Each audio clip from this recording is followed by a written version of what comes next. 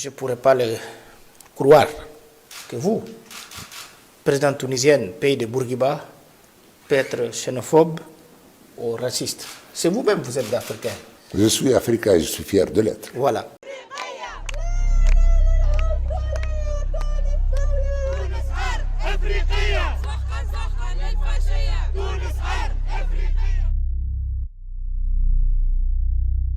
بصفة غير قانونية في تونس. هناك دولة في محاكمة من قبل هؤلاء الذين جاءوا بصفة غير شرعية.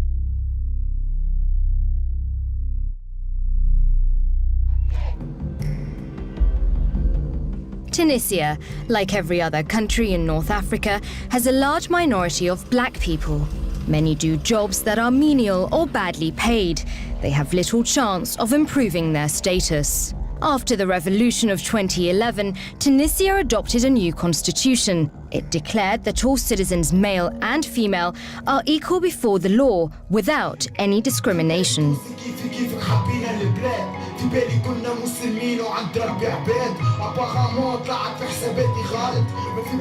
But it seems some Tunisians are still more equal than others.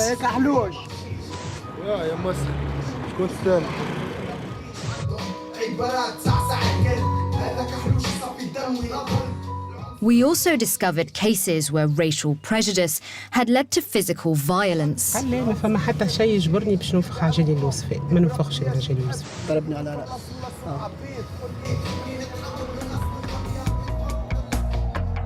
And in the south of the country, we found evidence of racial segregation that was disturbingly reminiscent of apartheid. No official figures exist, but people we spoke to believe around 15% of Tunisia's population is black, while most regard themselves as white. Black people are clearly underrepresented in many professions. The few that make it say they often experience discrimination. Yasser Latifi is the only black referee in the Tunis Football League. We witnessed the racist abuse he routinely faces.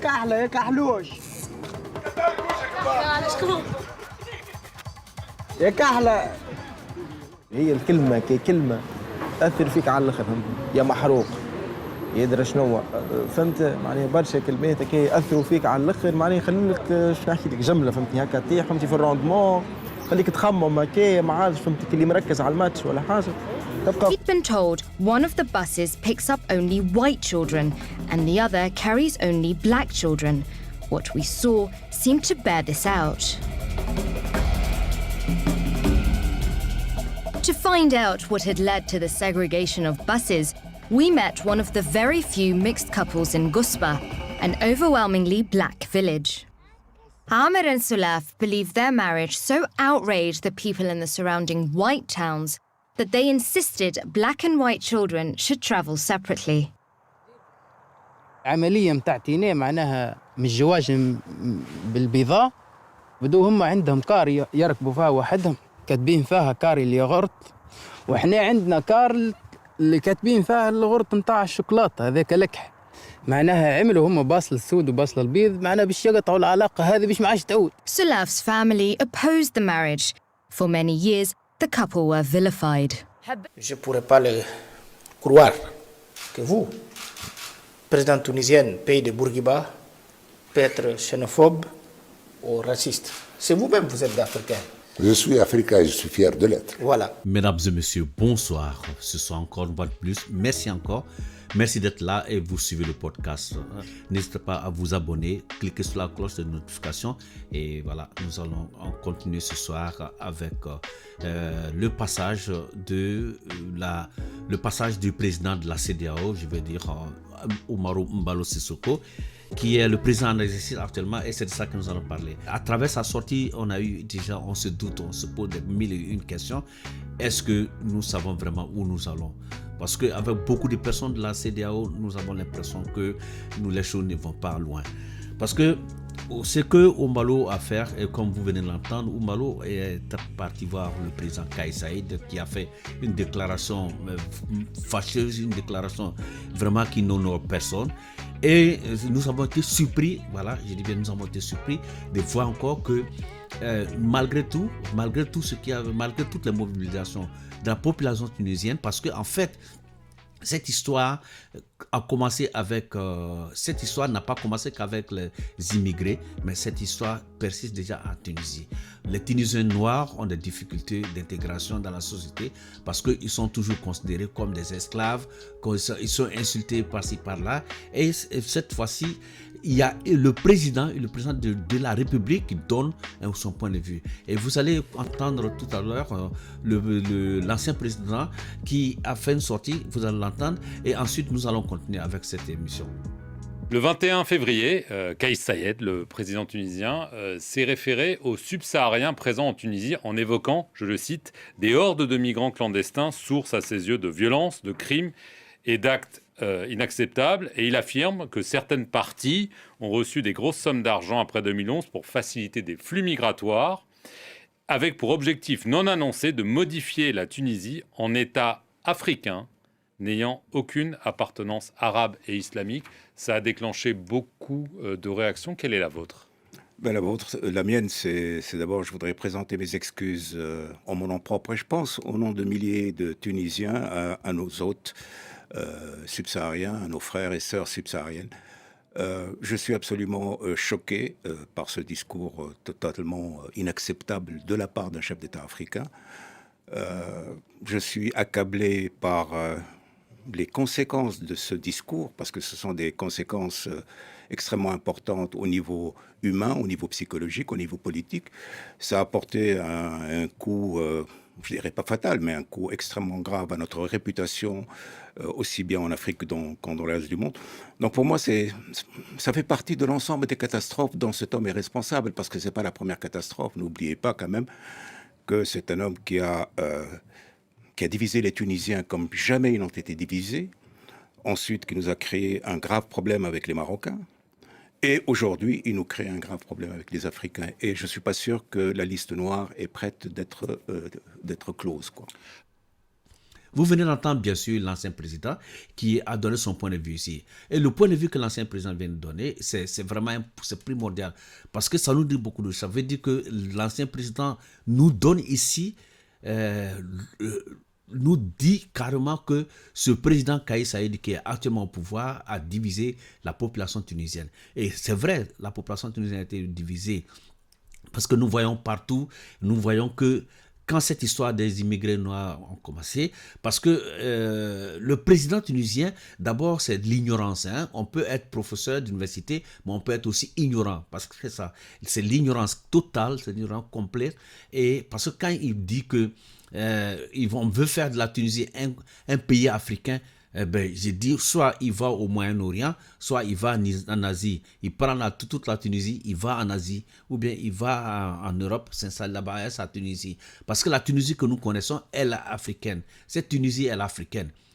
Et les manifestants qui sont manifestés sont des Tunisiens. Ils connaissent, ils parlent cette langue-là. Et moi, ce soir, l'émission, ce n'est pas de revenir sur ce point, mais d'abord, c'est de m'arrêter un instant et avec vous ensemble, de penser à ce que nos dirigeants de l'Afrique subsaharienne font. Quand j'écoute Mbalo, président de la CEDEAO, qui dit carrément que la Tunisie n'est pas un pays raciste, que le président n'est pas raciste, alors là, je me pose beaucoup de questions. Parce que s'il me disait que la Tunisie n'est pas un pays raciste, à la rigueur, on peut comprendre. À la rigueur, on peut comprendre. Je ne dis pas qu'on peut accepter, mais on peut comprendre. Mais le fait qu'ils disent déjà que le président Kais Saied n'est pas raciste, que ses propos ont été sortis de leur contexte, que ses propos ont été mal formés, vraiment, je ne savais pas à quoi il faut penser. Parce que d'abord, ce Mbalo a montré encore ses non-capacités et à l'image de ce que les autres pensent de la CEDEAO actuellement.